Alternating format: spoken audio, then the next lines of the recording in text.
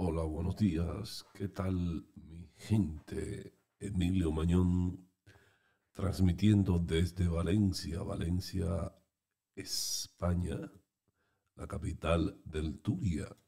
Ya estamos a 27 del mes de noviembre del año 2023. Se nos va el mes de noviembre.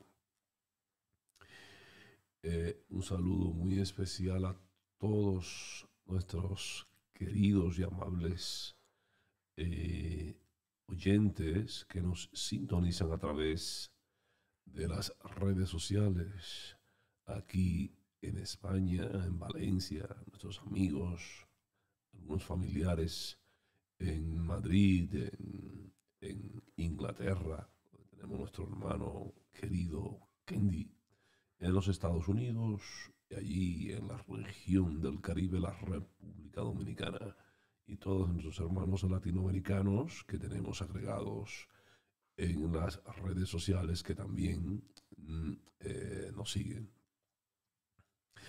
En el fin de semana fue un gran concierto realizado por los salseros dominicanos y puertorriqueños que se unieron en un concierto en la ciudad de Valencia, eh, cuya actividad o cuyo concierto contó con un gran aforo en unas salas de las afueras de Valencia, en la área de Pinedo, del Saler. Allí estuvo todo a casa llena. Estuvieron, eh, como decía, el cantante puertorriqueño Tony Vega, que canta la canción Esa Mujer, y el dominicano Gillo Sarante. Gran concierto, aforo a tope. El aforo estaba todo lleno. Los organizadores prepararon un gran evento, aunque se dice que había problemas con el sonido, un fallo ahí de los organizadores del evento, de, los, de las, de, el poco, eh, el poco quizás margen de error que pudo tener la actividad en cuanto a la calidad del sonido no fue de lo mejor, pero en cuanto a la gran espectáculo ofrecido por Tony Vega y Joe Sarante, estupendo. Eh, eh, para despedir el año, hace ya alrededor de un mes que se encuentra de gira aquí en Europa el salsero dominicano Gillo Sarante, porque me parece que el di hace ya como 15 días fue su primera presentación en Madrid, España. Madrid, aquí, la capital de España. Y me cuentan los organizadores del evento allí en Madrid que fue a casa llena, abarrotado total. Es, está en su mejor momento, el salsero dominicano está en su mejor momento. Aunque en cuanto al manejo del espectáculo, veo como que le falta un poco más, que se decía, algunos amigos que me preguntaron que le falta un poco más hacer un poco de show allí, integrarse con el público y interactuar, porque aparte de los artistas, de cantar bien o de bailar tal, se requiere también la animación de la sala, porque muchas veces, y más los que van con el género romántico, aquellos que cantan la salsa romántica, llega un punto que se va como apagando la cosa. Entonces, por ejemplo, en eso podemos resaltar, yo que he participado en conciertos del bachatero Anthony Santos, independientemente que el hombre es un gran cantante, es un showman en cuanto a la animación del evento, siempre está interactuando con el público, utilizando sus frases y la gente siempre está enardecida, está siempre la gente, se ve la gente muy efusiva. Entonces, incluso también en el repertorio de Gillo Sarante debe integrar algunos merengues. También él viene de la escuela del merengue, su hermano Julián. Julián también es un merenguero y él conoce el merengue y está bien la salsa romántica, la que están pegadas, pero a veces se requiere que el público también se zapatee un poco. Tú le metes o una salsa así con, con muchos timbales, con mucha de esta salsa movida que han sido clásicas, aunque que no sea de tu repertorio, pero bueno, siempre un homenaje a tal. Incluso también, ya estamos en víspera de Navidad y, por ejemplo, las agrupaciones más veteranas ya siempre tienen algún tema navideño, siempre el latino se identifica con lo que es la Navidad. Allí es algo muy simbólico porque siempre los que están allá en nuestros países, siempre porque básicamente los que viven en Estados Unidos y en Europa suelen ir en Navidades a visitar a sus familiares y siempre ha habido una tradición en cuanto a ciertos merengues, salsas y temas que que le hacen homenaje a la Navidad. Por ejemplo, eso fue el caso del Gran Combo aquí de Puerto Rico, que siempre suele visitar a Valencia o están de gira siempre. Las veces que han venido aquí siempre vienen en el mes de octubre y nunca faltan a la hora del cierre del concierto los temas navideños. Ahí la fiesta de Pilito, recuerdo que este año se despidieron con ese tema y también no hay cama para tanta gente. Entonces, él debe de incorporar algunos de esos merengues de Johnny Ventura, que ha sido el merenguero o el artista dominicano con más canciones que le hacen homenaje a las Navidades. Por ejemplo, incorporar un tema de Johnny Ventura y nada, porque el dominicano ausente siempre ve esos temas, lo ve con anhelo. Cuando en una agrupación, si van a Estados Unidos allí o vienen aquí a Europa y le hace un clásico de las Navidades, la gente lo recibe con gran emoción porque son temas que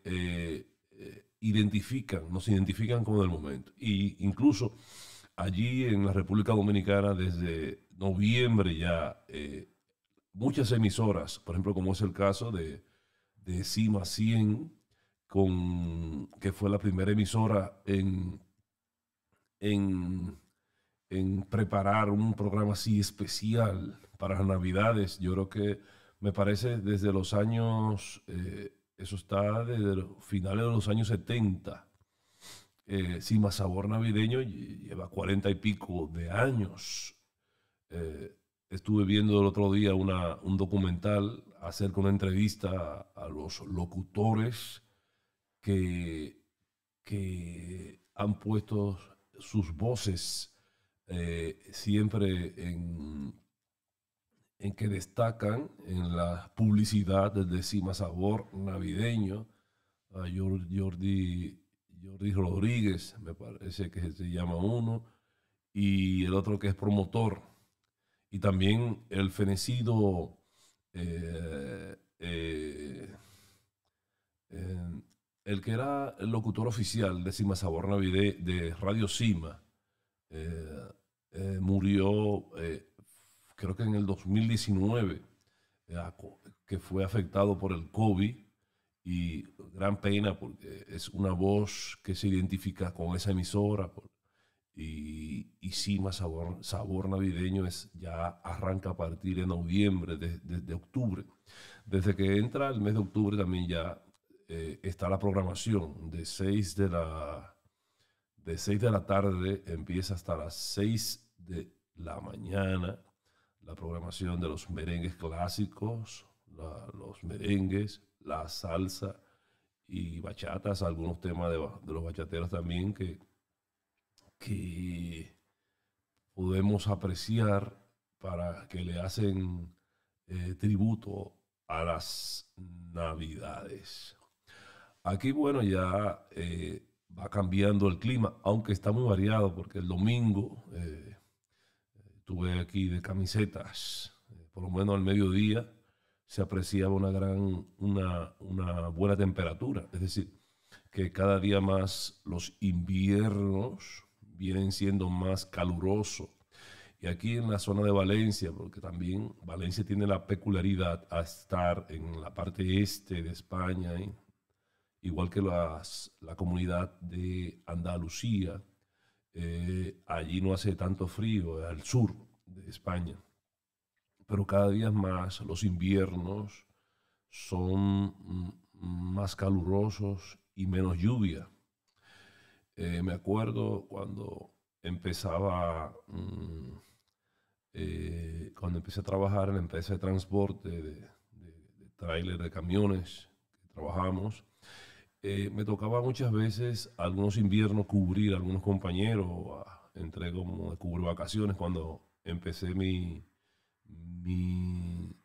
experiencia en llevar tráiler en vehículos articulados, y siempre alguna vez subía a Madrid, al centro logístico de Andalucía, en Madrid, y siempre por la zona de La Mancha se apreciaba, hace 12 años atrás, más o menos, 14 años atrás, mucha lluvia. Siempre veía mucha lluvia y neblina cuando subía esa área. Y últimamente poca lluvia se puede apreciar en la ciudad, en la capital y en la zona de La Mancha, porque desde Valencia para llegar a la capital, a Madrid, hay que atravesar muchos pueblos de la zona de La Mancha, de Cuenca, de Albacete, etcétera. Entonces siempre hace años atrás se veía mucha lluvia, llovía bastante por la zona. Y en los últimos años se ha reducido bastante las lluvias por la fecha. Es decir, que muchas veces aquí los embalses se nutren en el invierno por la gran cantidad de nieve que se van acumulando allá cuando hay nevadas, o antiguamente cuando nevaba bastante, las nieves que se acumulaban en la cima de las montañas, y luego cuando comenzaba a llegar la primavera, que se empezaba a deshielar, es decir, se iban diluyendo la nieve, y eso ayudaba a, a los pantanos, aumentar el nivel de los cauces, de los cauces de los ríos.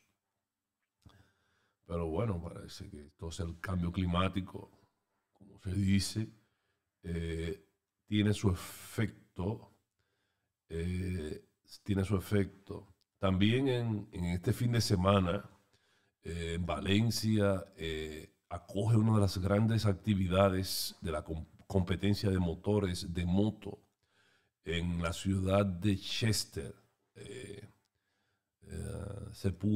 Es una competencia internacional, vienen personas de todas partes de Europa a venir a ver esa gran actividad, una de las actividades que le dan o que colocan a Valencia en el mes de noviembre en el foco internacional, porque el mundo de las motos tiene muchos seguidores.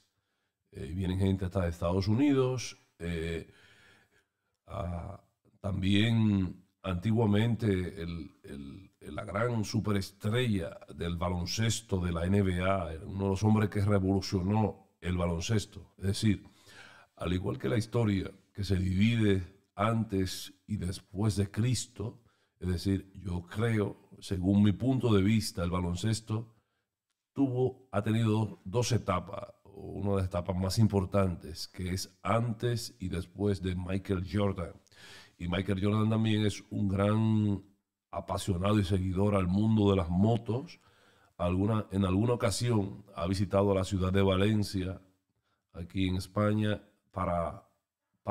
y ha participado en la competencia ha participado ahí como aficionado, ha venido a ver la gran competencia de moto. Aquí en España, me parece, hay dos ciudades importantes. También está en Jerez. Ahí en Jerez también ahí se realiza otra gran actividad de las competencias del mundo de las motos, y aquí en Valencia. Entonces, Michael Jordan en alguna ocasión ha venido aquí a Valencia a observar, a ver el mundo de las motos. Sí, sí, Michael Jordan, y que aún tantos años que se ha retirado, las zapatillas más caras todavía son las Jordan. He visto algunas que cuestan hasta 700 euros. El precio de alguna edición y de algunas zapatillas especiales. Y está también el gran debate todavía de quién es el mejor, LeBron, que si es Jordan. Quizás LeBron en algunos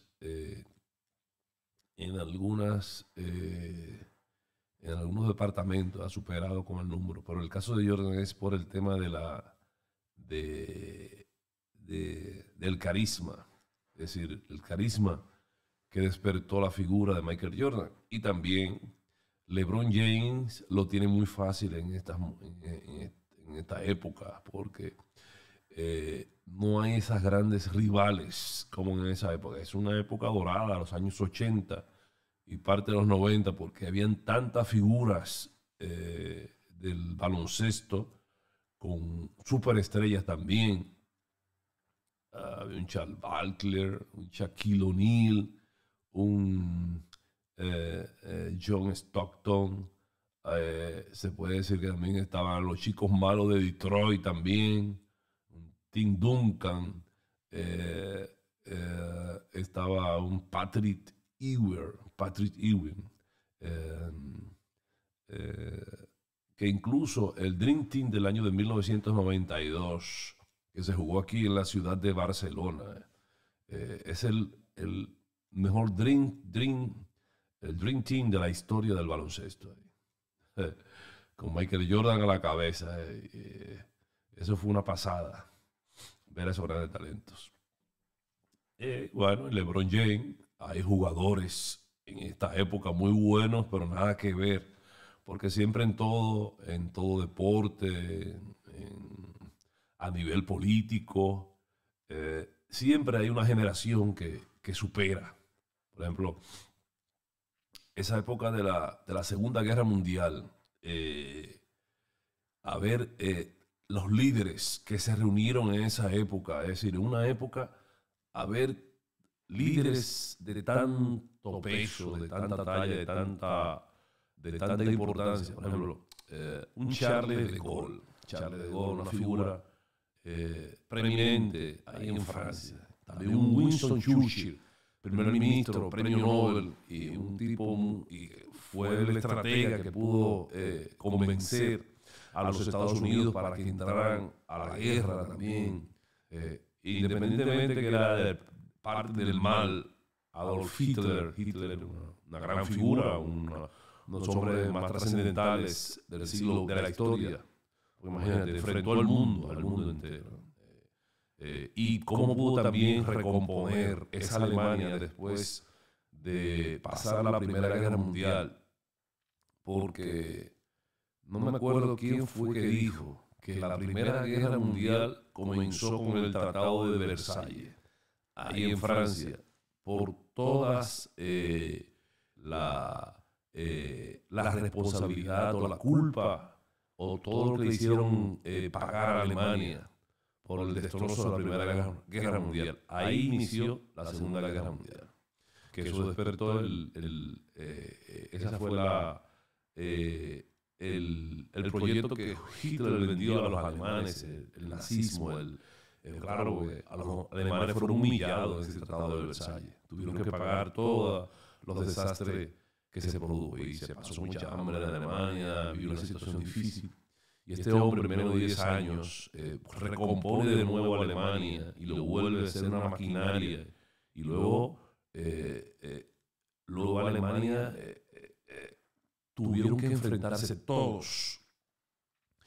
Y otra figura notable como Joseph Stalin en Rusia.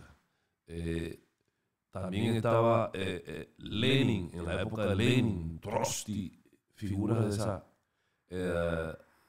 Franklin Delano Roosevelt en los Estados Unidos. Es decir, una época, dar tantas figuras así, de gran importancia, de ese gran peso. Y eso pasó también en la época de Michael Jordan, que había mucho. Jordan tenía calidad, pero no era fácil jugar con todo. Kareem Abdul, Kareem, el Patrick Ewing, los chicos malos de Detroit. Ahí, déjame ver si me acuerdo más. Ahí estaba Larry Bill en los Boston Celtics.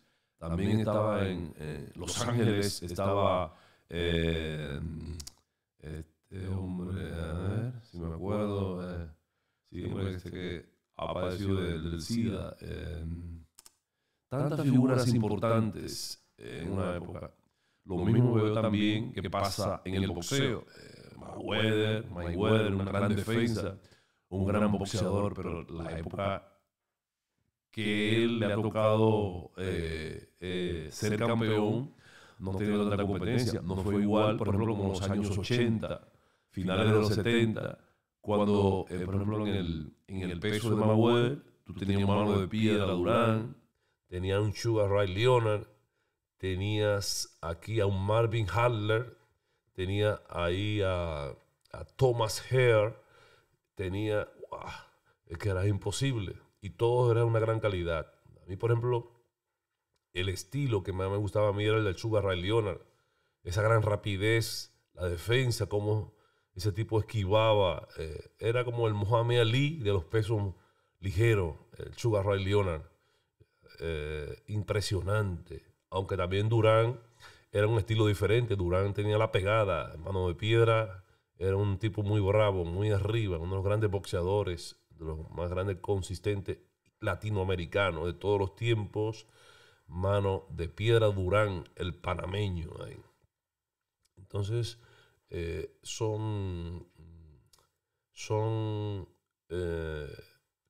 cada época trae un sinnúmero, es decir, una época la época de oro. También, por ejemplo, nosotros tuvimos a mediados del siglo XX, en la República Dominicana también tuvimos, a mediados y en la segunda mitad del siglo XX, figuras importantes, como fue el profesor Juan Bosch, el gran educador del pueblo dominicano a nivel de la política y creador de los principales partidos, como fue el Partido Revolucionario Dominicano, que fue un partido creado en el exilio para combatir la tiranía de Rafael Leónidas Trujillo. Se funda en La Habana, Cuba. También tuvimos políticos de la talla como del doctor Joaquín Balaguer. Joaquín Balaguer también fue discípulo de Trujillo o participó en el gobierno, los gobiernos, la tiranía de Trujillo.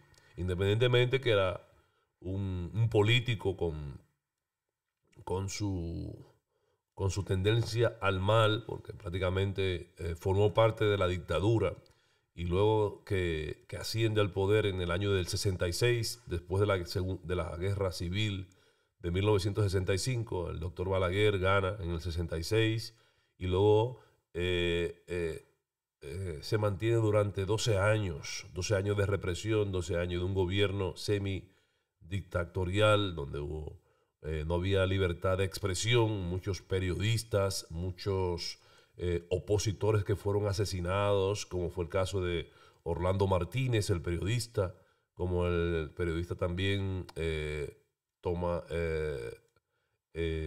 Narciso González en su última gestión, Amin Abdel Hasbun también fueron asesinados.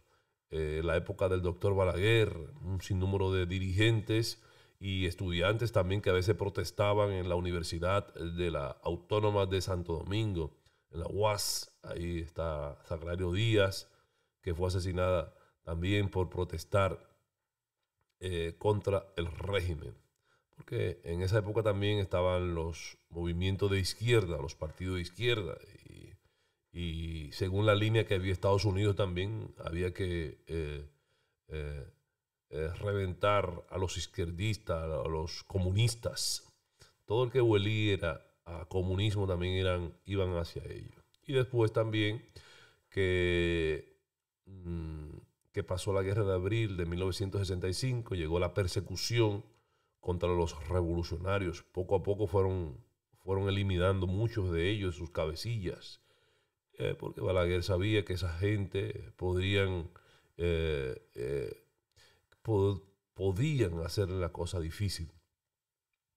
Y uno de los asesinatos más lamentables allí fue la del general, el héroe nacional, el Francisco Alberto Camaño de Ño, porque Camaño no entendió el cambio de época, fue el líder de la gesta histórica de abril que enfrentó a la invasión norteamericana del año de 1965, la segunda invasión en el siglo XX, que la primera fue el del 16, de 1916 al 24, que estuvieron, y luego fue en el 65, a raíz del golpe de Estado del profesor Juan Bosch en el año de 1963. El 25 de septiembre de 1963 fue el golpe de Estado al profesor Bosch y luego creó esa situación, una inestabilidad, y los norteamericanos, para evitar que se produjera una segunda Cuba en el Caribe, ellos dijeron ya, no más Fidel, no más otra Cuba comunista en América Latina, y todo gobierno que hueliera a tendencia comunista era totalmente aniquilado, era totalmente cercionado. Y el coronel Francisco Alberto Camaño, héroe nacional, después que se acabó la Guerra de Abril, fue exiliado, fue, me parece, a Londres, y de Londres luego pasó a Cuba. Y Camaño seguía todavía con ese propósito de venir con un movimiento armado y derrocar la semidictadura que tenía el presidente Joaquín Balaguer. Entonces, en el año 73, me parece, vino una expedición armada desde Cuba. Todos los expedicionarios, la mayoría fueron asesinados, fueron brutalmente asesinados, y masivamente Camaño, porque incluso los otros amigos de él, excombatientes que ya estaban integrados prácticamente en el PRD, en otras agrupaciones, también le tenían celo, porque Camaño, es decir, tenía una gran popularidad. Es decir, quizá se dice que muchos lo uparon a venir, a que viniera, porque sabían que lo iban a sacrificar, iba a morir. Porque si Camaño hubiese buscado su espacio democrático, hubiese venido por el aeropuerto internacional, se hubiese integrado al país y tal, era el temor de muchos, porque el tipo tenía unos cojones que no cabían en la catedral, así como dice don Álvaro Albelo. Tiene un valor. Quien fue que llevó a la lucha armada a enfrentar a la principal potencia del mundo, que los norteamericanos pensaban que en 24 horas, que era el presidente Lyndon Baines Johnson para la época, en 24 horas iba a controlar el país, y ahí se pelearon unos meses muy fuertes. Incluso muchos soldados americanos morían aquí, y se difundía como que era que venían de Vietnam, que era que venían de allá, del Asia, Vietnam, estaban en la época de la guerra de Vietnam, y era allí, porque Trujillo dejó unas fuerzas armadas muy organizadas. El país tenía, para la época, en la región, tenían un cierto avance, como muchos dictadores que cuando gobiernan enderezan el país, lo organizan total, como se creen que el país es un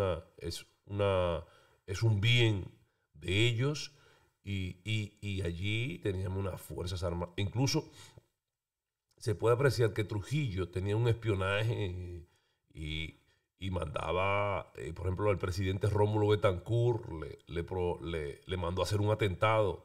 Como Rómulo Betancourt, ahí tenemos al presidente de Costa Rica, también el expresidente de Costa Rica era Pepe, no me acuerdo el nombre, ahora el apellido. Bueno, el presidente de Costa Rica en la época, un Laxu, en el momento.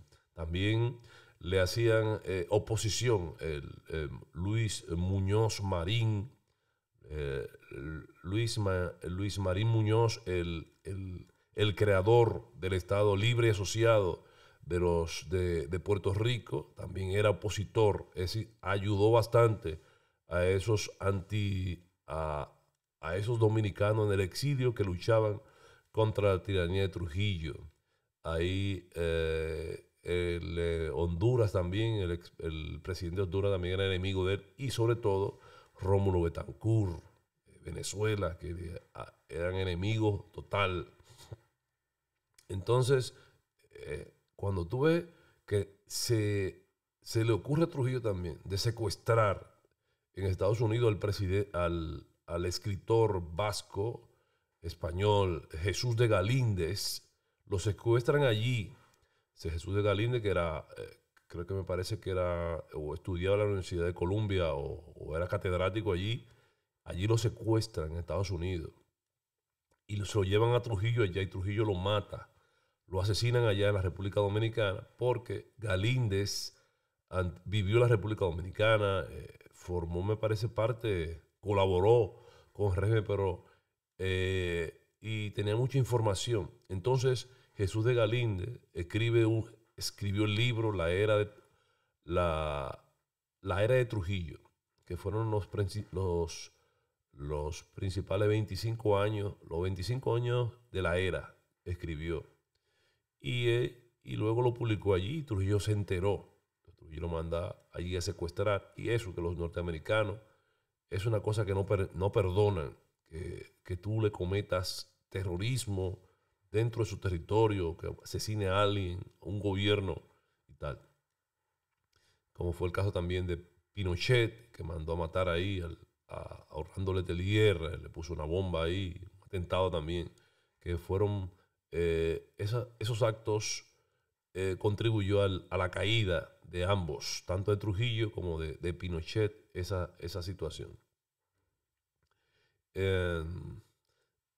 Y entonces Camaño en el 65 fue la cabeza, porque primero el movimiento armado fue fundado por el coronel Tomás Fernández Domínguez, pero bueno, cuando Domínguez tiene que salir al exilio o se va o cae también abatido en la toma del Palacio Nacional,